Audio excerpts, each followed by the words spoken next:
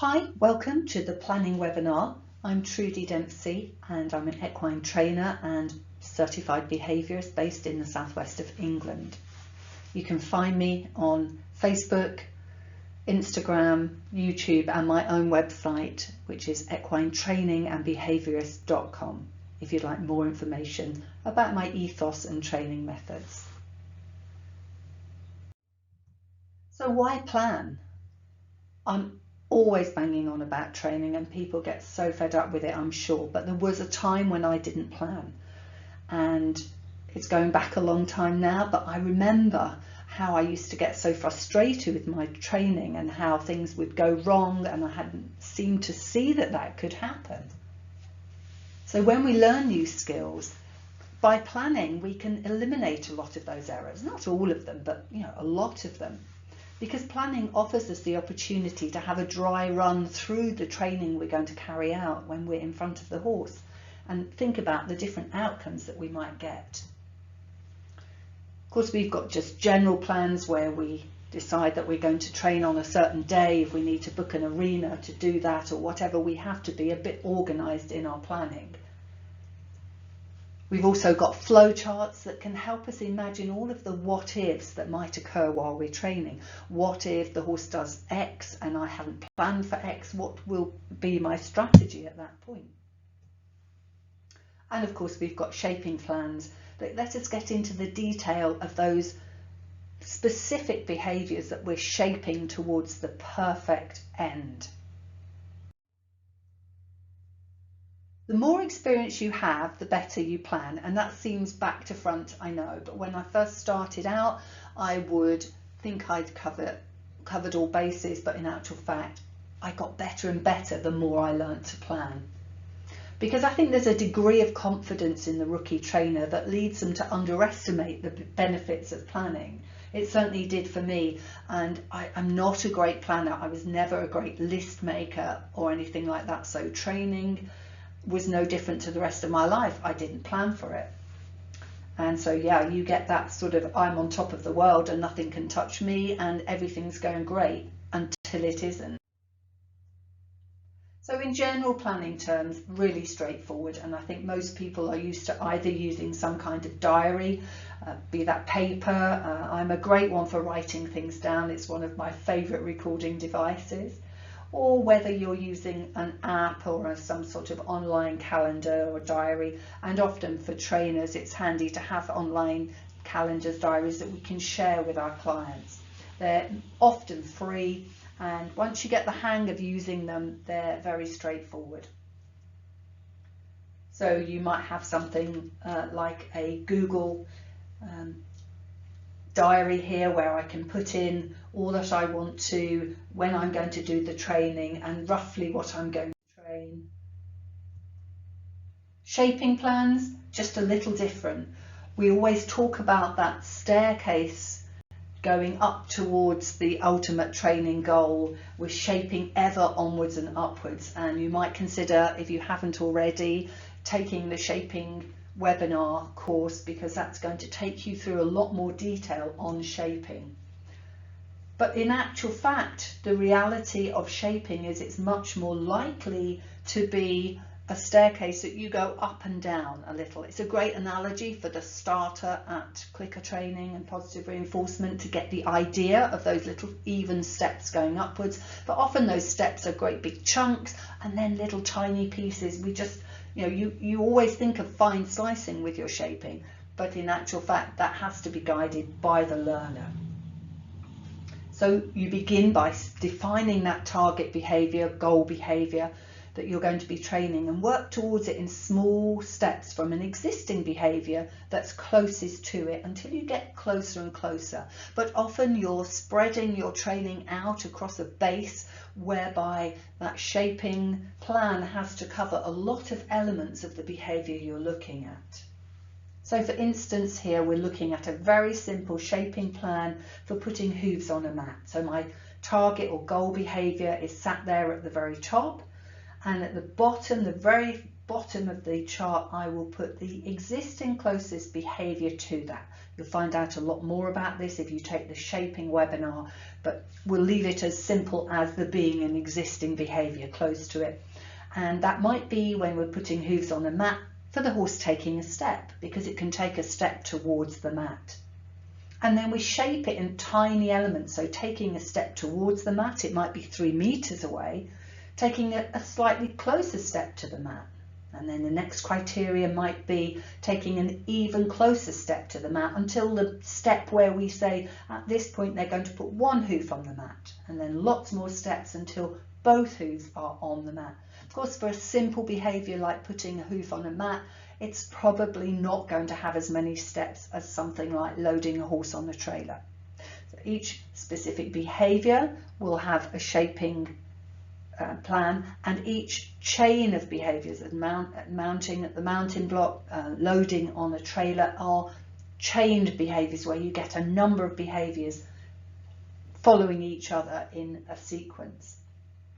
So that's shaping plans, which really you want to be able to get to grips with and start to write those lots of little steps to get there. But of course, at the same time as the hoof going on the mat, you might be considering how the hoof goes on the mat. How does it pick up? How high does the hoof pick up? Do you want it to reach a certain point? Do you want it to be a sharp, snappy walk onto the mat, or do you want it to be a gentle? So there are so many elements. It's not just about getting the hoof on the mat that you need to shape. That's why it's helpful to think of it as a broad base with a, potentially a wall that you're building. But that's something I tend to use for much more advanced students. At the beginning, you just want to think of that staircase shaping towards the behaviour you're ultimately looking for.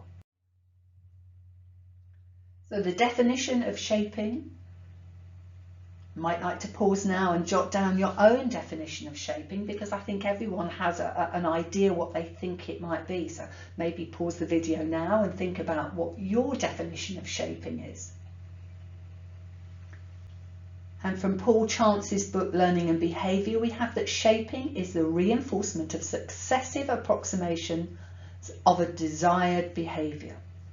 So it's those successive, one after the other approximations that we draw out of the environment for the horse to produce behaviour that we can shape. And that new behaviour can be constructed from old ones. So bear in mind that when you're designing your shaping plan, that's how you get to that basic starting point of what looks like the closest to the behaviour you already have. So shaping allows us to develop those behaviours towards the goal behaviour, and the emphasis is on the towards, okay? The idea of that perfectly linear shaping strategy is at very best misleading, and we have to plan for those situations where behaviour doesn't necessarily shift in the direction we planned on, and sometimes we have to spread our training widthwise and create a deeper base before we start to head up again, up that sort of ladder analogy. Going with the flow. Flow charts are something much newer, although it's the way your mind will work anyway. It's the natural way to think through your training. So they allow us a deeper look before we get in front of the horse. They break things down for us. They allow us to look at those what-if scenarios and therefore create some ideas of, if A happens, go to B. But what if A doesn't happen? What strategy do I have to get from A to B if B doesn't happen? So they're just ways of working through what you could find in your training when you're in front of the horse. I like to start my flow chart with what I'm going to train, where I'm going to work, and the equipment I'm going to have, my bag, my food, what sort of food do I need for the work I'm going to be doing, where am I going to be, have I the ability to put a hay net, water, everything else that I might need there, and of course what I'm going to train.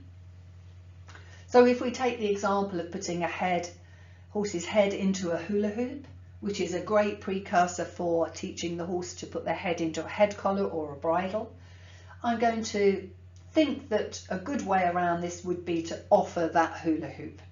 So if I offer it to the horses that I'm working with is pretty good about looking at novel new interesting things. So if I offer it the hula hoop, what do I think might happen? Well, I think the horse might well move its nose towards the hula hoop. I can click, reinforce the horse for being interested and looking and moving towards the hula hoop. Other scenarios, what if the horse moves its head away? Well, obviously, if it's worried about the hula hoop, I'm going to exit stage right with the hula hoop and think of another strategy. That goes without saying that if there is any tension, stress, anxiety, too much emotional content in there, then I'm going to go anyway, whatever the reason might be. But if they just move their head a little away and they're not really interested, what potentially could I do?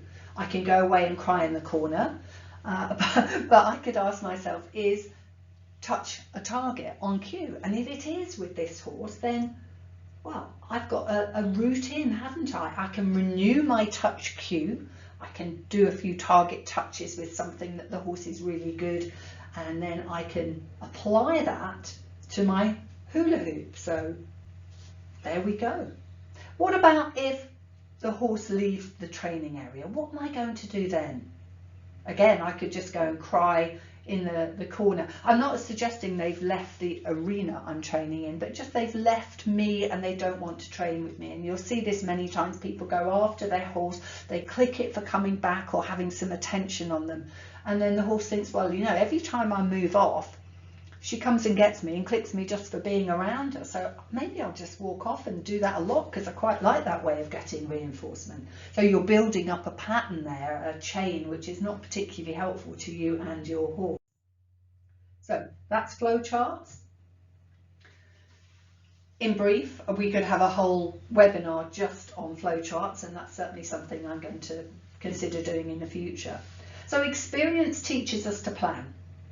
We can shape ourselves to plan. We can get better at it if we do it in small chunks. If we start a diet and day one we go on half the calories we've been on, or we cut out all the starch, or we cut out all the fat, by the end of the second or third day we've had enough and we really want to give up. So shaping, gradually making those changes to the way you plan is much better than going in full on the first day trying to make flow charts and shaping plans and general plans all at once. So, you know, but remember, planning does help us to avoid those unexpected consequences. And the last place you want to find yourself is on unexpected road. Trust me, the confusion that gives for your horse and for you, and then the next time you're in the training area, they really don't want to learn with you because last time you utterly confused them and left them stranded without a means of getting any reinforcement.